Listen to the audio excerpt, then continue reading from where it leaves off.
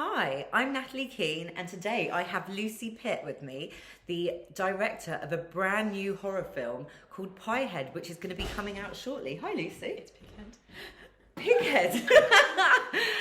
Okay, so tell me, Pighead, that's an interesting name. Why did you decide to call it Pighead? Because it's like, I got heavily inspired by very old age horror films where like a lot of blood was used, such as in Carrie, the one by Stephen King, and they used all that pig blood in the set, and it really inspired me for the work I did. Ooh. Which, in the opening sequence, there is a lot of blood, and it's quite a big enigma code.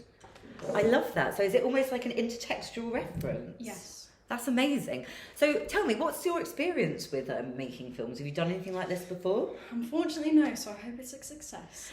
Oh, so tell me, like, what kind of challenges did you face? Had you shot anything? What kind of camera did you use? How did you film it? I just used my phone.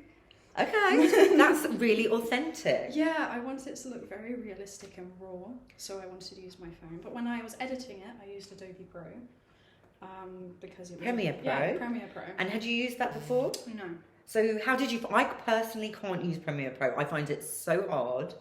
How did you find it? It was very hard to begin with, but when I got the hand of it, it was But what did you find hard? Go on. just everything, like the editing. I find once you've got the things in the timeline, that's okay, but it's then putting the effects in and chopping it up. That's what I found difficult. And putting sound, I don't know. Yeah, the sound was hard to put it together because I had to take certain bits, like record them on their own, and put it with the shots I took. Ah, like non-diegetic. Yes. So And L cuts and J cuts and all that. amazing. So how did you do that? Did you use a microphone or just? I had used a recording app where I recorded every single sound I wanted to in that scene to elevate it. That's amazing. Yeah. Oh, and what about in terms of getting it shot? Did you have any continuity problems? Were you comfortable with your locations? Did you do a lot of scouting? How did you The location I used is like my own house because it's in the place where I wanted my whole horror film to take place because it's in the middle of nowhere and that is the perfect landscape for horror.